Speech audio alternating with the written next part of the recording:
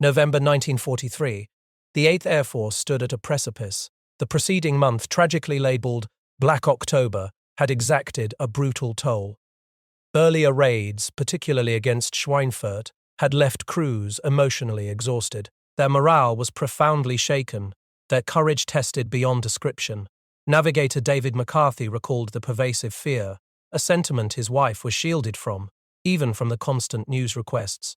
But beneath this despair, a transformation was already underway. The relentless challenge of northern European weather, which frequently grounded visual bombing missions, demanded a radical solution. The unreliability of existing fighter escorts and the emergence of advanced German aircraft compelled new tactical approaches. Enter the H-2X radar system, nicknamed Mickey Mouse. An American refinement of a British design, it promised to pierce the thickest overcast. This technology scanned the Earth's surface with high-frequency electrical impulses, generating a crude map-like image. Water appeared dark, ground light, and cities glowed brightly. While imprecise for smaller targets like factories, it offered a critical capability, the ability to bomb through the clouds. The Pathfinder Force, the 482nd Bomb Group, had been activated in anticipation since August. On November 3, 1943, the 8th Air Force launched a mission to Wilhelmshaven. This was no ordinary raid. It marked a pivotal moment. The maiden operational use of both the H-2X radar system and new, improved fighter escorts. These were Lockheed P-38 Lightnings, faster and more powerful than their predecessors, with a slightly greater range. Crew member John Comer recalled the whoops of joy that erupted upon news of the Lightning escorts. 566 heavy bombers were dispatched, alongside 378 fighters. This new reality was blind bombing, a stark departure from pre-war precision doctrine. It was a military necessity, born of the desperate need to maintain pressure on Germany, regardless of the weather. Throughout the winter of 1943-44, radar bombing became routine. Only 10% of the 8th Air Force's heavy bombers would bomb visually. Pathfinder bombers led 48 raids, comprising the only 8th Air Force missions over Germany during November and December. Technological innovation extended beyond radar. Colonel Malcolm Grow, chief surgeon of the 8th Air Force, developed the flak suit, made of overlapping manganese steel plates, weighing 22.5 pounds. This body armor reduced casualties by 58%. The environmental realities remained brutal. Temperatures plummeted to 60 degrees below 0 Fahrenheit, causing clear ice, up to 2 inches thick, to accumulate on windscreens. Electrical suits often malfunctioned, leading crews to prefer layers of clothing. Primitive relief tubes, when they didn't freeze, often led to accidents. Amidst these challenges, stories of individual bravery emerged. On December 13, 1943, radio operator Forrest Vossler, severely wounded during a Bremen mission, repaired his radio with blinded eyes, signaling distress. After a crash landing, he saved a crewmate from drowning, earning the Medal of Honor. Such acts underscored the extraordinary fortitude demanded of airmen. While American air power adapted, the German Luftwaffe struggled with its own deficiencies: a lack of instruments for blind flying, no cockpit de-icing, and inadequate safety arrangements for navigation or automatic pilots on its fighters. German Fighter Chief Adolf Galland expressed concern over the growing strength of American raids and his forces' inability to contend with bad weather. The strategic landscape was also shifting at the highest levels. Late October 1943 saw new bombers and crews replacing Black October losses. General Hap Arnold, head of the Army Air Forces, pushed for aggressive operations and the widespread adoption of radar bombing. On January 5, 1944, General Ira C. Eaker flew his last mission as commander of the 8th Air Force. He regarded his transfer to the Mediterranean as a dismissal. Effective January 6, General James H. Doolittle assumed command, with General Carl Spates returning to England to lead the new U.S. Strategic Air Forces. This reshuffling signaled a critical re-evaluation of leadership and operational priorities, driven by the impending invasion of Europe. Despite the grim losses of Black October, the 8th Air Force demonstrated remarkable recuperative powers.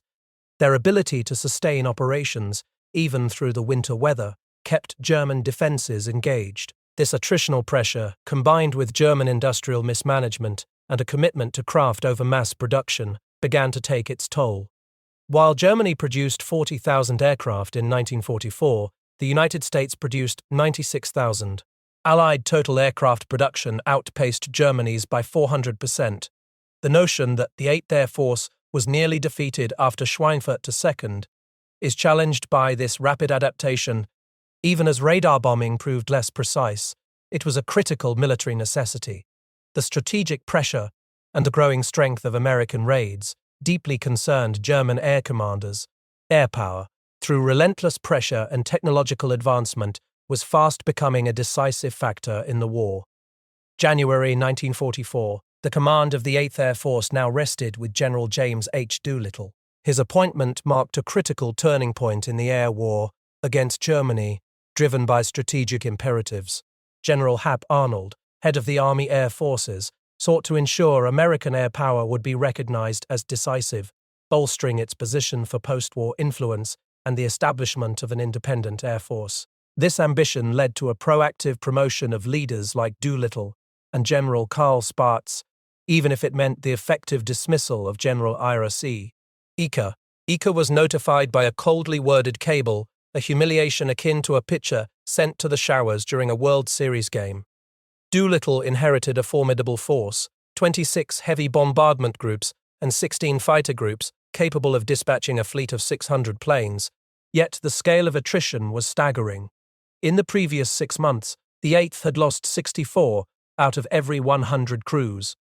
Only 26% of crews beginning operations in England could expect to complete their 25 missions. The brutal logic of attrition demanded a new approach. Doolittle was no stranger to innovation.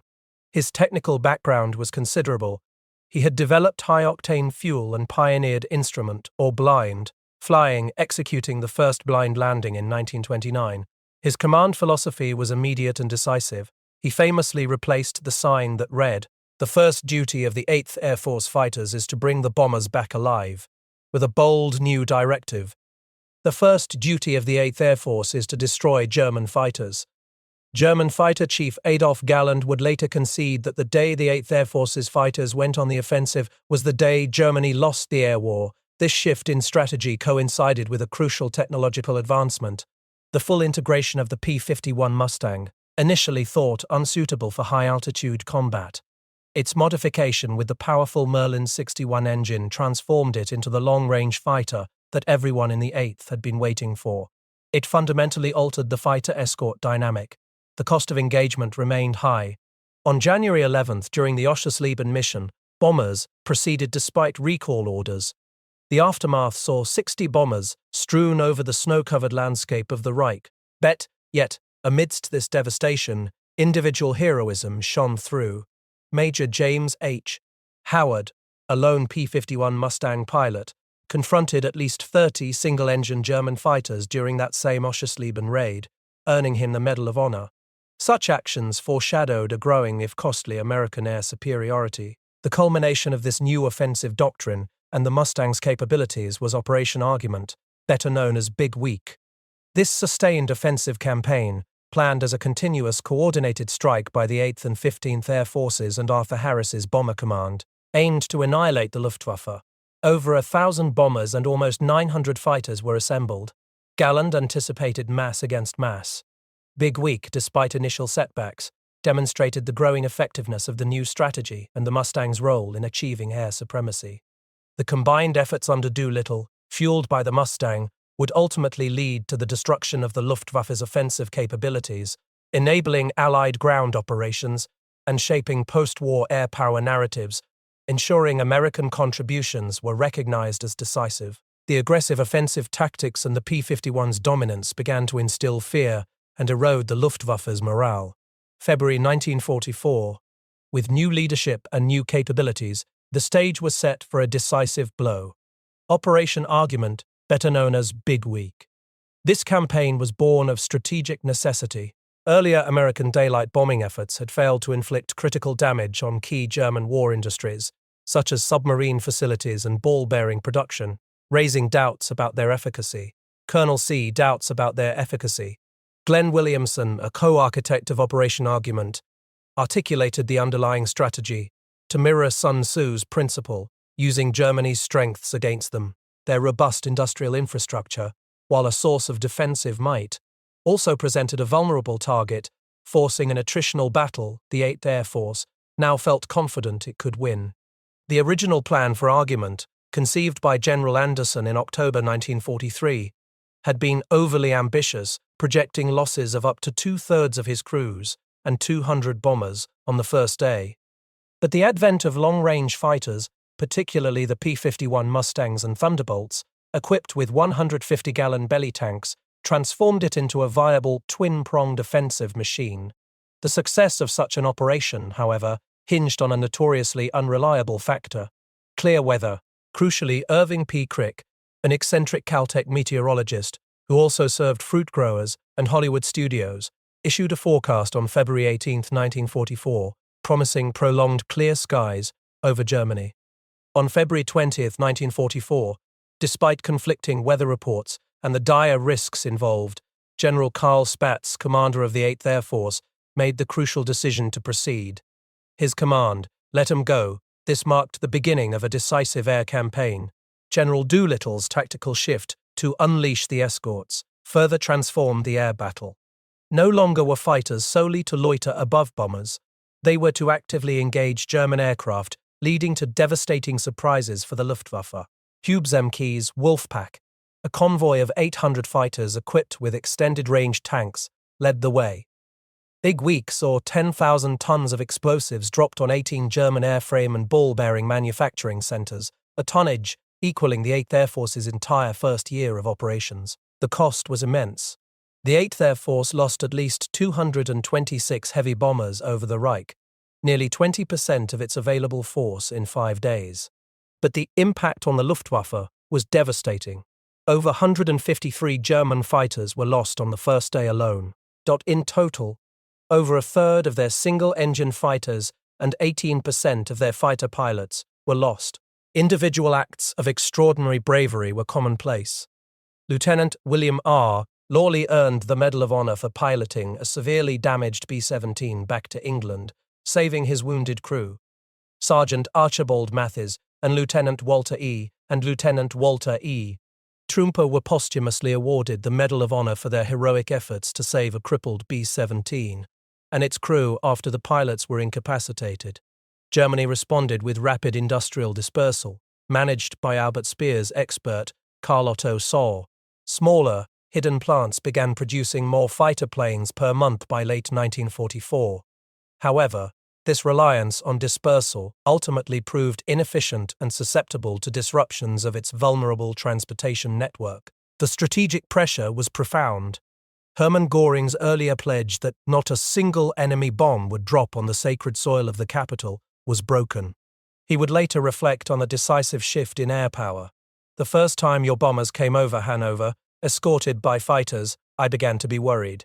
When they came with fighter escorts over Berlin, I knew the jig was up." While Big Week did not instantly destroy German aircraft production, it inflicted crippling losses on the Luftwaffe's ability to contest Allied air superiority. This was a crucial factor for the success of the D-Day invasion. On June 6, 1944, D-Day itself, the ultimate test of air superiority, revealed the campaign's profound impact. General Lawrence Kuter, an observer of the D-Day operations, had expressed apprehension about a massive German air presence. His fears were unfounded. The Luftwaffe mounted fewer than 250 sorties against the invasion force, confirming its depleted state. The widespread fear of a massive German air response on D-Day, fueled by Hitler's rhetoric, was ultimately unfounded. Without control of the skies, the amphibious invasion of Normandy would have been exposed to catastrophic air attack, likely leading to its failure. The brutal but decisive battles of Big Week highlighted air power's potential to achieve specific military objectives, even at immense cost. March 1944, the strategic imperative to disrupt German war production and morale drove the bombing campaign deeper into the Reich. Berlin, the heart of Nazi Germany, became a primary, yet brutally costly, target. A mission to the capital was an 100-mile round trip, exposing bombers over central Germany for 5 hours. The defenses were formidable.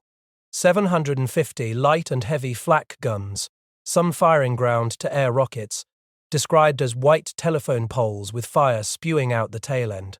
The German Air Force, the Luftwaffe, still posed a devastating threat. Their pilots favored head-on attacks against bomber formations. One German fighter pilot articulated their effectiveness. One accurate half-second burst from head-on and a kill was guaranteed. This tactic, though risky, proved devastatingly effective against unescorted bombers. March 6, 1944, became known as Bloody Monday, the date of what was then called the greatest air battle ever, over Berlin. A 15-mile-long parade of American bombers stretched across the skies. Nearly 600,000 men and women were involved in this titanic aerial clash. The losses were immense. 69 bombers were lost, representing 10% of those that reached Berlin. The 13th Combat Wing lost 20 bombers in just 25 minutes. C.B. B. Redharper, pilot of the Buffalo Gal, recalled the harrowing experience, the relentless fighter attacks, and the horrific losses of that day. Yet, a critical shift was occurring. The gradual improvement in Allied fighter escort capabilities, particularly the range and effectiveness of Thunderbolts and Mustangs, began to erode Luftwaffe dominance. Hubzemke led the Thunderbolt escorts, while the Mustangs, nicknamed Indians for their markings, achieved an 8-to-1 kill ratio. Such was their reach, even Berlin was no longer beyond their protective sphere. Charles Chuck Yeager, a 21-year-old pilot, was shot down over France, illustrating the personal dangers of combat. His resourceful evasion, aided by the French Marquis, who received Allied supply drops via carpetbagger missions in Black B-24, Liberators with Joe holes for agent drops, foreshadowed his future achievements, but also the stark realities of survival. The human cost of this attrition was palpable on both sides. Flak gunner Alexander Witzigmann, just 17, witnessed the overwhelming Allied air power over Berlin. Luftwaffe fighter leader Adolf Galland faced dwindling resources and difficult choices. A German pilot's diary entry captured the despair. Every time I close the canopy, I feel that I am closing the lid of my own coffin. The Luftwaffe resorted to desperate tactics, including storm groups and ramming attacks, a testament to their increasingly suicidal charges. By March, the Luftwaffe lost 20% of its experienced pilots. The 8th Air Force in that same month destroyed more than twice as many enemy planes as it had in 1942 and 1943 combined. High-altitude combat brought its own miseries, frozen relief tubes, leading flyers to resort to using their pants as diapers. The Baby Blitz, Germany's retaliatory bombing of London, underscored the brutal cycle of urban warfare. Yet, even as the destruction mounted, moral questions persisted. Albert Speer's plants continued production despite the losses. Bert Stiles, a co-pilot and published author, represented the introspective airmen, questioning the strategic value of such missions. A confidential survey of combat crews in spring 1944 revealed dissatisfaction with bombing targets like Berlin, rated as unimportant and primarily of propaganda value. The air war over Germany was a brutal and costly campaign of attrition. It inflicted devastating destruction on German cities and industries, contributing significantly to the eventual Allied victory. It came at immense cost to Allied aircrews. However, it also fundamentally degraded the Luftwaffe's operational capacity and pilot pool, making it increasingly difficult for Germany to defend its airspace. Bloody Monday, with its massive losses on both sides, was a crucial turning point, demonstrating the ferocity and escalating stakes of the air war and signaling the beginning of a sustained Allied campaign that would ultimately shift the strategic initiative. Spring 1944, even as Allied air power gained ascendancy, the relentless operational tempo exacted a profound psychological toll on airmen. The deep penetration raids, particularly those to Berlin, tested the limits of human endurance. Initial missions forced questions of whether he had the stomach to kill. Some crews fought off co-pilots who had gone nuts and tried to crash us into the sea. The central medical establishment noted a discernible rise in psychiatric casualties beginning in March. The pervasive sentiment for struggling airmen was often captured by the callous phrase, "Stick a cork up your ass and enjoy the flight." Coping mechanisms were grim. Binge drinking became common.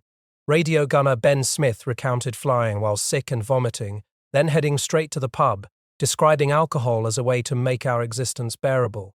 For many, the hope for relief after completing 30 missions was the primary factor enabling them to continue without breakdown. Yet, leadership played a crucial role in mitigating this human cost.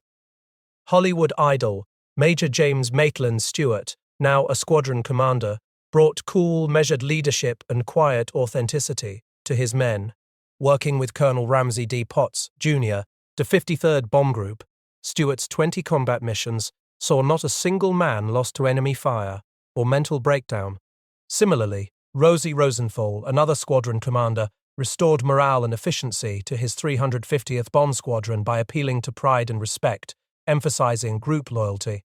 Simultaneously, the air war was reaching a decisive turning point in terms of combat effectiveness.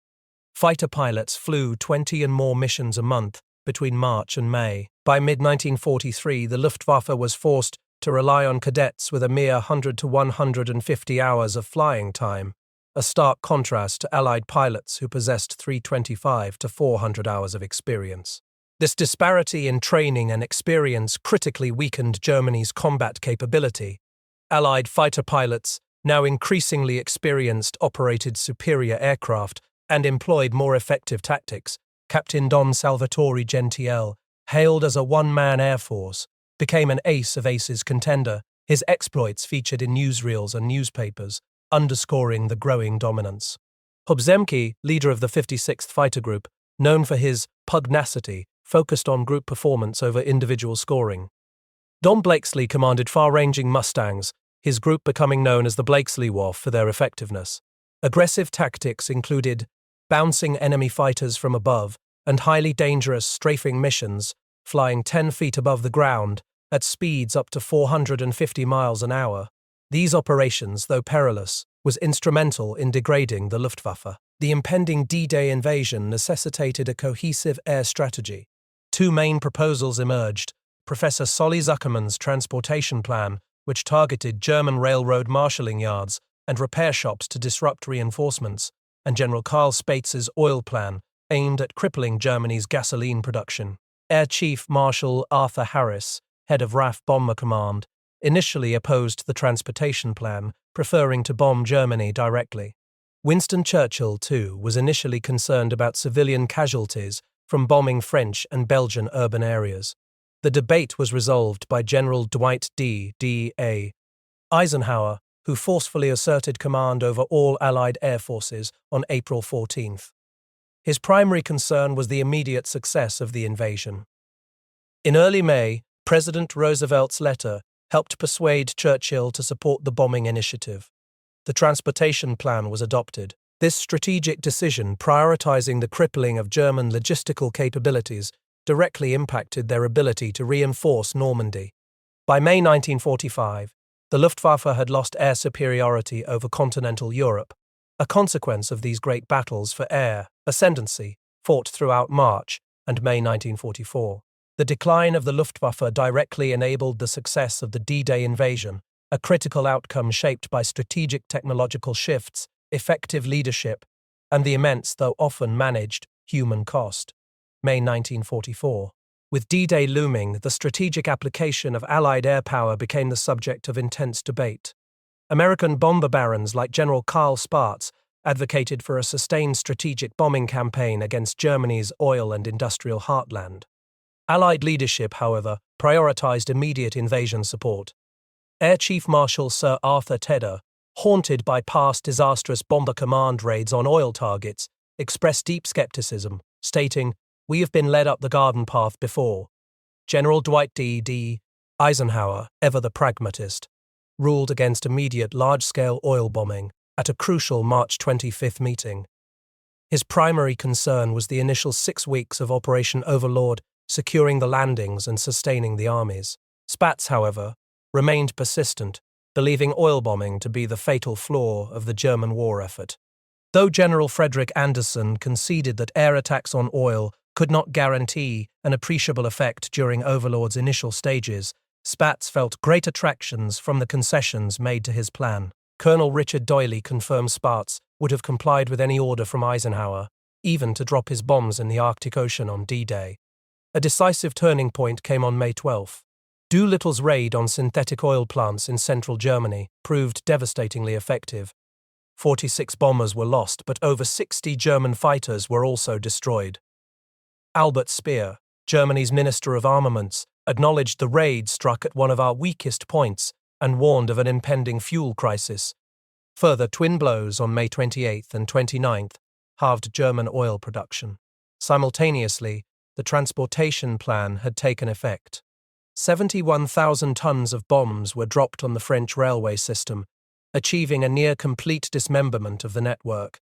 Fighter bombers relentlessly attacked road and rail traffic.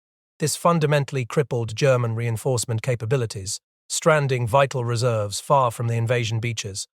General Karl Spaatz, surveying the invasion fleet, called it the greatest armada man has ever seen. By June 6, 1944, D-Day, the pre-invasion air offensives proved their worth. Field Marshal Wilhelm Keitel would later state, "Nobody can ever prove to me that we could not have repelled the invasion had not the superiority of the enemy air force made it impossible to throw these divisions in the fight." Major General Elwood Pete Quesada reported the Luftwaffe had only 60 planes in combat readiness in Normandy, lacking numbers, crews, training, and the will to fight. Then, on June 12th and 13th, a new terror arrived. The German V-1, Vengeance Weapon 1, a jet-propelled, pilotless plane with a 1-ton payload. It was described as a cylindrical steel fuselage with short, stubby wings. These buzz bombs began landing in London daily, nearly 100 of them, creating a second blitz and forcing the evacuation of 1 million women and children. General Hap Arnold, touring the Normandy battlefront on June 12, personally observed a V-1 crash on the 15th. Over the summer, 7,488 buzz bombs reached southern England, killing 6,184 and injuring over 18,000. Allied air power responded. Newly redesigned anti-aircraft shells with proximity fuses exploded in clusters.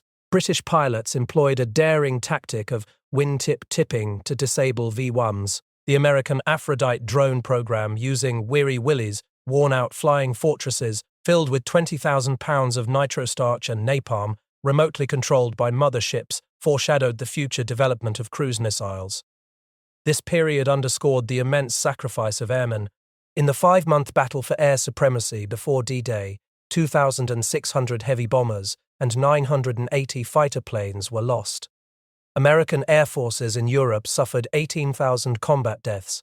The war illustrated the evolution of air power, from a potentially independent strategic weapon to a vital component of combined arms operations, often dictated by immediate battlefield needs. The initial disagreements over strategic bombing were superseded by the necessity of enabling D-Day and protecting civilian populations, highlighting the complex calculus of military necessity and human cost. July 1944, after the D-Day landings, the Allied armies found themselves bottled up in Normandy. The bocage terrain, a labyrinth of hedgerows, deep-rooted vegetation, and sunken roads, created a brutal war of attrition, threatening a World War I-type stalemate. Advancing only 25 to 30 miles on a narrow 80-mile front, a breakthrough was desperately needed, but Operation Cobra was the answer. A cataclysmic aerial bombardment, it aimed to shatter German defences near St. Lo. Over 1,000 8th Air Force heavy bombers were to drop 50,000 iron bombs into a tight rectangle. However, this unprecedented concentration of air power came with immense risks. Lieutenant General Omar N. Bradley, commander of American ground forces, preferred an east-to-west bombing approach, but the 8th Air Force insisted on a north-to-south route. A dispute also arose over the safety zone. The Air Force requested 3,000 yards. Bradley proposed 800 yards, settling on a compromise of 1,250 yards. The consequences were tragic. On July 24th, a weather postponement led to 700 tons of ordnance being dropped, killing 27 soldiers and wounding 131 from the 30th Infantry Division. The next day, July 25th, the main assault, though successful in its objective, resulted in over 100 Americans killed and more than 500 wounded by 8th Air Force bombs, including Lieutenant General Leslie McNair, who was observing the battle. Rosie Rosenthal, a squadron commander, recalled the bitter feelings of airmen. Despite the friendly fire, Cobra delivered a devastating blow to the Germans. The area became a lunar landscape, tanks overturned, communications destroyed, over 1,000 men dazed or dead. This created the opening for the Saint Age into way these toll. Low breakout. Major General J. Jaws, Lawton Lightning Joe Collins, commander of 7 Corps, gambled and smashed through the German resistance, driving his forces towards Avranches. General George Patton, now leading the Third Army, seized the opportunity, driving across France at 50 miles a day. Close air support saw new innovations. Major General Elwood Pete, Quesada's fighter bombers, were equipped with 5-inch rockets. High-frequency radio sets allowed direct communication between tanks and aircraft, with forward air controllers even operating from within tanks. This air-tank battle team proved devastating at the Falaise pocket, where the Germans were massacred. 50,000 prisoners were taken and 10,000 dead. The 80-day Battle of Normandy cost Germany 400,000 combatants and the Allies 225,000 casualties.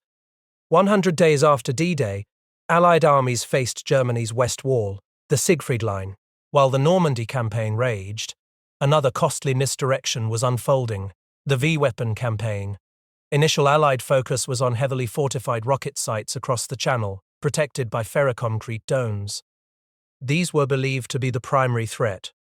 Operations like Aphrodite, the Air Force's drone program, and the naval equivalent, Anvil, were launched. Joseph Kennedy Jr., piloting a modified B-24 Liberator, known as Zoot Suit Black, died on a mission to destroy such a target, carrying 24,240 pounds of Torpex.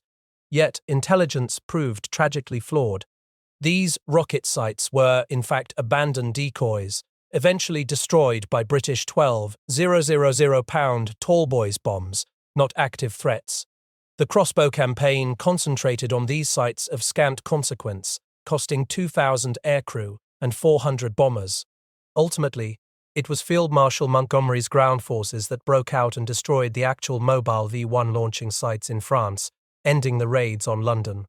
Paradoxically, Germany possessed a critical vulnerability that Allied intelligence had initially underestimated: its synthetic oil industry. These immense plants, operating in cleared land outside cities, were ideal targets. Ultrage intercepts provided unambiguous evidence of oil's importance. Previous targeting failures against ball-bearing factories, which were difficult to disable, or aircraft plants, which were moved and camouflaged, highlighted the need for a more decisive objective. The Committee of Operations Analysts, headed by Elihu Root Jr., too had erroneously placed oil third in priority, believing Germany had sufficient standby capacity. Despite initial protests from Arthur Harris, the eventual sustained bombing of these oil facilities proved devastating. It crippled Germany's ability to sustain its war effort, acting as a fatal trap from which the Wehrmacht could not escape. The strategic bombing campaign demonstrated air power's immense destructive potential, but also the inherent risks of employing it as flying artillery and the immense, often tragic, cost of intelligence failures and strategic misdirection. The strategic application of Allied air power was now profoundly impacting Germany's ability to wage war. The oil war had become decisive, even if its full implications were not initially understood.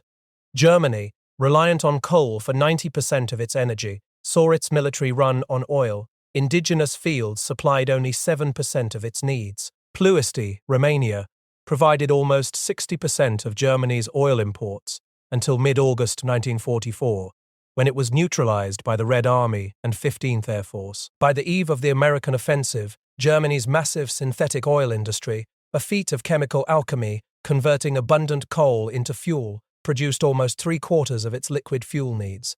This included 85% of its high-grade motor fuel and nearly all its aviation gasoline. These synthetic oil plants, large and complex, were perilously grouped outside cities, making them vulnerable to aerial attack. The destruction of 2 key hydrogenation plants, Luna and Ludwigshafen, resulted in the loss of 63% of synthetic nitrogen, 40% of synthetic methanol, and 65% of synthetic rubber, all vital for explosives and armaments.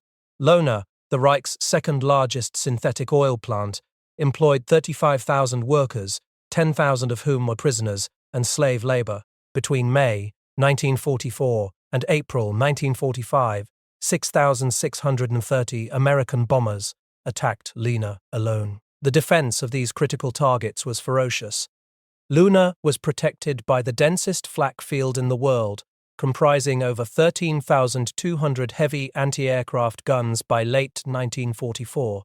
On average, it took 8,500 rounds from the newest 88mm gun to down a single bomber. Ultimately, German flak gunners took down some 5,400 American planes, more than German fighters. B-17 co-pilot Tom Landry, later head coach of the Dallas Cowboys, recalled the angry black cloud of exploding flak. Brigadier General Gordon P. Saville remembered Lawrence Cooter's blunt remark that anti-aircraft fire should be ignored. Bombing accuracy was a persistent challenge. Only 29% of bombs aimed at Luna on clear days landed inside the plant gates. This dropped to a mere 5.1% on radar raids. 1 in 7 bombs, mostly due to bad fuses, failed to explode. However, sustained carpet bombing of the supporting infrastructure, the electrical grid, gas and water mains, proved devastating, causing cascading failures. The RAF's heavier 2,000 and 4,000-pound bombs caused more destruction to storage tanks and structures. Edmund Geilenberg, Speer's Commissioner General for Emergency Measures, assembled a Labour army of 350,000 for oil plant repairs. But by late summer, the average monthly output of oil plants was just 9% of plant capacity. By September 1944, Albert Speer warned Hitler of an impossible situation in fuel supply, describing the oil attacks as the first heavy blow. Germany was caught in a fatal trap. The oil offensive ultimately crippled Germany's ability to sustain its war effort, significantly shortening the war on the Western Front. Yet, amidst this strategic triumph, there lay a profound moral dilemma: the decision not to bomb Auschwitz. The War Refugee Board, established by Roosevelt, aimed to aid Jewish victims. However, Assistant Secretary of War John J. Butcloy rejected appeals to bomb Auschwitz, citing the diversion of considerable air support essential to the success of our forces, and claiming a round-trip flight unescorted of approximately 2,000 miles over enemy territory. These claims were demonstrably inaccurate. The 15th Air Force was already conducting systematic bombing operations in Upper Silesia, in the near vicinity of Auschwitz, launching from Foggia, Italy, just 640 miles from the camp. Fighter escorts were available, and previous shuttle missions to the Soviet Union showed the feasibility of long-range operations. The War Department's overarching policy was that the most effective relief is to ensure the speedy defeat of the Axis. Karl Spatz's overwhelming concern that summer was his oil offensive. But the decision was not solely military feasibility. It was deeply intertwined with political considerations, as survivors' poignant observation captured the tragic reality. It was not that the Jews didn't matter, they didn't matter enough. This contrasted starkly with the Warsaw Uprising in August 1944, where 60 days the Poles waged an unequal conflict. 107 fortresses left England, dropping over 1,207 fortresses left England, demonstrating a willingness to undertake risky diversions for political allies. Ironically, a bombing raid on Budapest on July 2, 1944, unintentionally pressured the Hungarian government to halt deportations, saving some 300,000 Jews. Historians contend the War Department never asked the Air Force to study the feasibility of an Auschwitz. General Spaatz was informed by cable, but not instructed to act. McCloy's 1983 statement, "The President could do it. No one else could," suggested the ultimate authority, likely uninformed, rested with Roosevelt. The distance to Soviet front lines in early August 1944, just 100 miles from Auschwitz, was largely ignored, as was the possibility of Soviet intervention. When Soviet soldiers entered Auschwitz, they found 8,000 or so starving, frost-bitten survivors. Elie Wiesel, a survivor, recalled that every bomb that fell filled us with joy, a testament to the desperation, even if other veterans felt bombing would have been helping Hitler. The Allied oil offensive, powered by America's 100-octane gasoline advantage, created two fatal traps for Germany. First, it crippled their ability to move and fight. Second, it diverted immense resources. Up to 1/3 of German artillery production and 2/3 of radar and signals equipment were devoted to anti-aircraft defenses. This forced Speer to deprive the Wehrmacht of manpower and equipment it badly needed, slowing the production of his new fighter fleet. Yet even with these strategic successes, the war's human cost continued. A disturbing number of bomber crews, emotionally exhausted, began landing in neutral countries. Emotions, because the airmen wanted release from the war. The air war in Europe was a testament to technological innovation, strategic adaptation, and immense sacrifice, indelibly marked by both decisive victories and profound moral compromises.